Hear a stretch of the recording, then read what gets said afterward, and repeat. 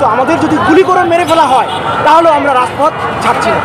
আমাদের কর্মসূচি হলো যে আমাদের বয়সের বাড়ানোর যে দাবি 35 সেটা যদি তারা মেনে নেয় তাহলে আমরা কর্মসূচি এখানেই ক্ষান্ত করে আমরা চলে যাব। আসলে যেহেতু এখন তো রাষ্ট্রপক্ষের থেকে কোনো কিছু জানানো হয়নি, তো এখনও এই জন্য আমাদের কর্মসূচি এখনও চলমান। আমাদের দাবি না পূরণ না হওয়া পর্যন্ত আমরা এই কর্মসূচি প্রত্যাখ্যান করব না এবং শাহবাগ ছাড়ব না। কী ধরনের আন্দোলনে যাবেন আপনারা যদি মেনে নেন না? এরপর থেকে আমাদের কেন্দ্রীয় টিম থেকে আলোচনা হবে, আলোচনার মাধ্যমে জানিয়ে দেওয়া হবে। তবে এইটুকু আমি স্পষ্ট করে বলতে চাই যে দাবি দেওয়া না পূরণ হওয়া পর্যন্ত আমাদের যদি গুলি করে মেরে ফেলা হয় তাহলে আমরা রাজপথ ছাড়ছি না। সেটা হচ্ছে কি, আপনারা জেনে থাকবেন এই আন্দোলনটা বিগত 12 বছর ধরে চলমান, কিন্তু শেখ হাসিনা সরকারের যারা এমপি ছিলেন 100 জন এমপি এটার মধ্যেও সহমত পোষণ করছে, কিন্তু তার খামখেয়ালি এবং কিছু মন্ত্রীর একঘেয়েমিতার কারণে আসলে এটা বাস্তবায়ন হয় নাই। কিন্তু আপনি যদি আন্তর্জাতিক বিশ্বের দিকে তাকিয়ে থাকেন তাহলে দেখবেন যে মার্কিন যুক্তরাষ্ট্র শুরু করে কানাডা অনেক দেশে চাকরিতে বয়সসীমা প্রবেশের বয়সসীমা 60। তাহলে তারা যদি একটা দেশে এত উন্নত দেশ হয়েও মেধাভিত্তিক যদি তারা 60 থাকতে পারে বা এর বেশি থাকতে পারে, তাহলে কেন আমরা 30-এর মধ্যে একটা তরুণ সমাজকে দাসত্বের শৃঙ্খলে আমরা বেঁধে দিব? কারণ 30-এর মধ্যে তো একটা তরুণ মরে যেতে পারে না, তাদের তারুণ্য শেষ হয়ে যেতে পারে না। আমাদের দাবি হচ্ছে আমাদেরকে চাকরিতে বয়সের প্রবেশের বয়সসীমা 35 করে দেওয়া হোক, সুযোগ দেওয়া হোক।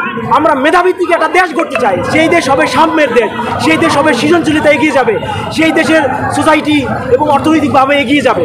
এবং এই তরুণরা, এই শিক্ষিত সমাজ, এই তরুণরা যদি এই কাজে অংশগ্রহণ করতে পারে তাহলে দেশ জাতির জন্য মঙ্গল হবে।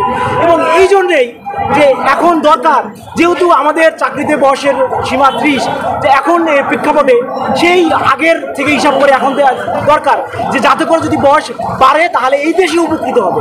এই তরুণ সমাজের দ্বারা এই দেশ জাতি এবং মননশীল একটা সৃষ্টিশীল জাতিতে পরিণত হবে। আচ্ছা, শেখ হাসিনা সরকারের আমলে কি আপনারা এই কথাটা বলতে পেরেছেন যে গুলি করলেও আমরা যাব না, এই কথা কি বলেছেন? এই কথা আমরা বারবার বলছি, কিন্তু তাদের যে আপনারা দেখছেন তাদের যে আইন শৃঙ্খলা বাহিনী আসলে তারা আসলে জনমতকে এক ধরনের জিম্মি করে রাখা হয়েছিল, যেই কারণে জিম্মি করে রাখা হওয়ার কারণে মানুষ আসলে তাদের অভিব্যক্তি প্রকাশ করতে পারে নাই।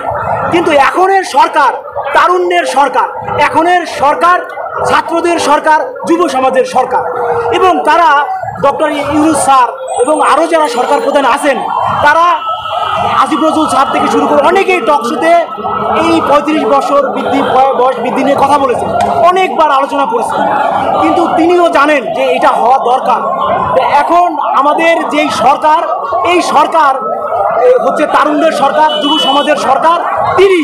তিনি আন্তর্জাতিক একজন খ্যাতিমান ব্যক্তিত্ব। তিনি জানেন যে 35 যদি করে দেওয়া হয় তাহলে দেশের এবং জাতির উন্নয়ন হবে এবং উন্নতি হবে। একটা দেশের জনপ্রতিনিধি যদি 70 বছর দেশ পরিচালনা করতে পারে তাহলে 30-এর মধ্যে কেন একটা শিক্ষিত সমাজ দাসত্বের শৃঙ্খলা আবদ্ধ হবে? 100% আশাবাদী যে আমাদের দাবি দেওয়া, যেহেতু তারা জনগণের সরকার এবং ছাত্র সমাজের সরকার এবং জনগণের বন্ধু, আমরা তাদের সন্তান। আমি 100% আশাবাদী, আমরা 100% আশাবাদী তারা আমাদের দাবি দেওয়া মেনে নেবেন ইনশাআল্লাহ।